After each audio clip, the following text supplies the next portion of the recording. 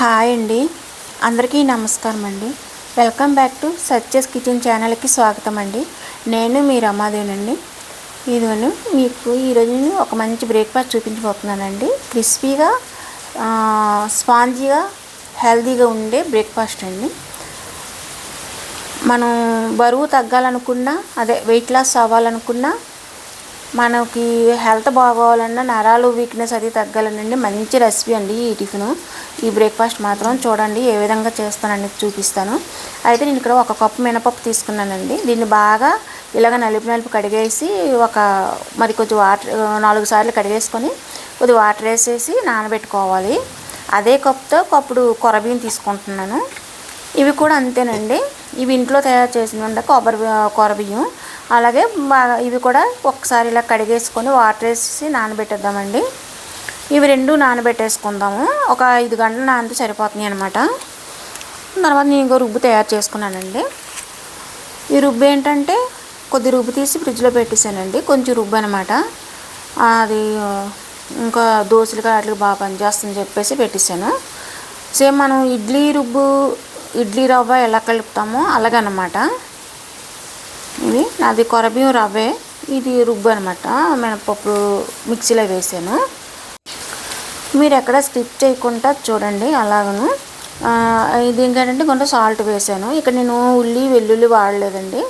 ఇంకా నవరాత్రులు కానిసి నెక్స్ట్ మనం కార్తీక మాసం వస్తుంది కదా, అలాంటప్పుడు మనం ఆ 2 తినం కదండి, వెల్లుల్లిని. అవి లేకుండా ఇవి ఎలాగుంటే చూడండి. ఇక్కడ ఏంటంటే పచ్చిమిర్చి, అల్లం, ఒక టమాటా, తర్వాత కొత్తిమీర కొంచెం, నెక్స్ట్ క్యారెట్ తురుము కొంచెం వేసానండి.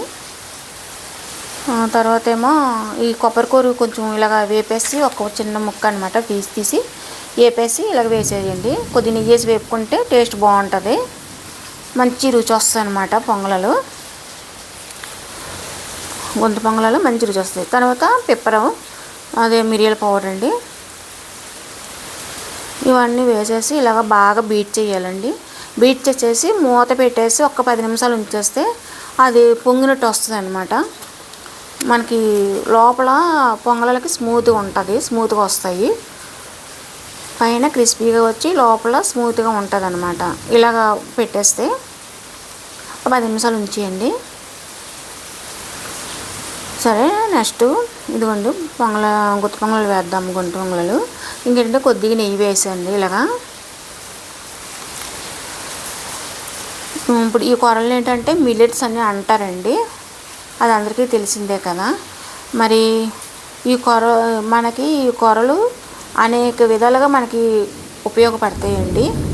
ఇప్పుడు చూడండి, బాగా డైజెస్ట్ ప్రాబ్లం ఉంటుంది కదండి, అదేనండి మోషన్ అది ఫ్రీగా అవని వాళ్ళు ఉంటారు కదా, అలాంటి వాళ్ళకి చాలా బాగా ఉపయోగపడుతుంది కొరబియ్యం మాత్రం. అలాగే ఇప్పుడు ఉదర సమస్యలు కూడా తగ్గుతాయండి. గాయాలు తొందరగా మానుతాయండి.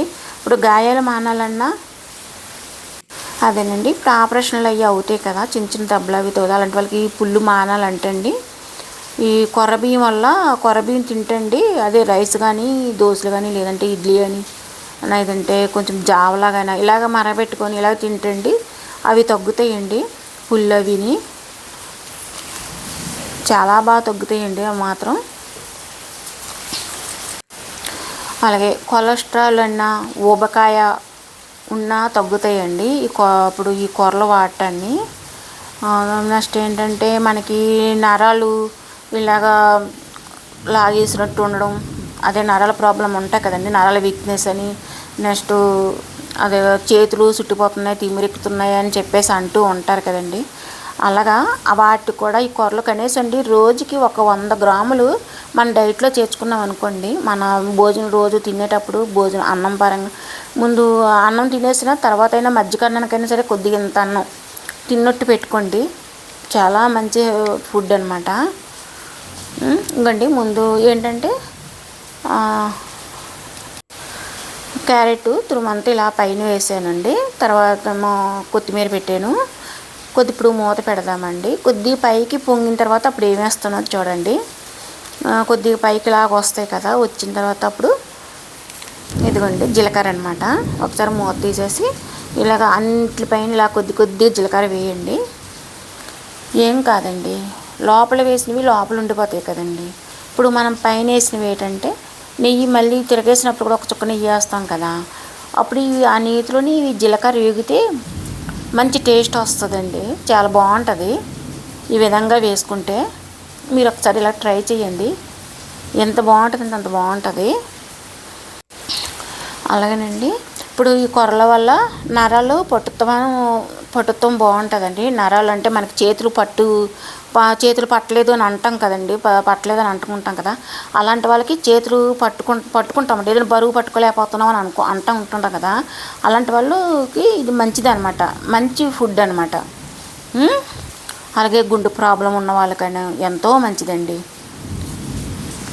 ఇప్పుడు ఈ కూరలు ఏంటంటే కనీసం రోజుకు ఒక 100 గ్రాములు మాత్రం డైట్లో ఉన్నట్టు చూసుకోండి, రోజు తిన్నట్టు, చాలా మంచిదండి. ఎక్కడికో వెళ్ళిపోయిన అవసరం లేదండి, నేనే ఉదాహరణ అండి. ఎందుకంటే నేను హాస్పిటల్కి వెళ్తాండి, నెల 15 రోజులకు ఒకసారి వెళ్తే 15,000 అలాగ అయిపోతాయండి. 5,000 మందులకి అలాగ టెస్టులకి వీళ్ళకి అన్నిటికి. కానీ ఇప్పుడు నేను కనీసం 5 నెలల నుంచి నేను హాస్పిటల్ గుమ్మం ఎక్కలేదండి. అలాగే ఒక టాబ్లెట్ కూడా నేను వేసుకోలేదు. ఇప్పుడు నేను ఈ విధంగా డైట్ ఇలాగ అన్నీ చేసుకొని తినబెట్టి అస్సలు నేను ఇప్పుడు టాబ్లెట్లు కూడా నేను వాడలేదండి. ఇదిగోండి నెక్స్ట్ చట్నీకి అనమాట. చట్నీకి ఏంటంటే పుట్నాలపప్పు ఒక కప్పు, ఒక కొబ్బరి చిప్ప, తర్వాత ఒక 4 పిస్తా, 4 బాదము, పంప్కిన్ సీడ్స్ అంటే గుమ్మడి గింజలు కొద్దిగా ఒక స్పూను, ఒక టమాటా ముక్క, ఇవన్నమాట మిక్సీ వేసేసుకోవడమే, ఉప్పు కొద్ది సాల్ట్ వేసి. నెక్స్ట్ పోపు అనమాట. ఇవి ఏంటంటే మనం సాల్ట్ తగ్గించుకుంటే మాత్రం చాలా మంచిదండి. నరాలు అవి మనకి హెల్త్ పరంగా మాత్రం సాల్ట్ తగ్గించుకోవాలండి, సాల్ట్ తగ్గించుకుంటే మంచిది. నేనైతే చాలా వరకు అసలు సాల్ట్ వేసుకోను, తగ్గించే వేస్తానండి. ఇదిగోండి, అలాగేనండి. ఇదిగోండి ఇప్పుడు చూడండి ఎంత క్రిస్పీగా ఉన్నాయో చూసారా, లోపల చూడండి ఎంత స్పాంజీగా ఉన్నాయో, దూదులకు వచ్చాయి కదండి, చూసారండి. అలాగే మా వీడియో మీకు నచ్చితే ఒక లైక్ చేయండి, ప్లీజ్ సబ్స్క్రైబ్ చేసుకోండి. అలాగే మీ ఫ్రెండ్స్కి, మీ రిలేటివ్స్కి అందరికీ మా ఛానల్ని షేర్ చేసి సబ్స్క్రైబ్ చేసుకోమని చెప్పండి. థ్యాంక్ యూ అండి. మరొక వీడియోతో మళ్ళీ కలుద్దాం. Thank you for watching.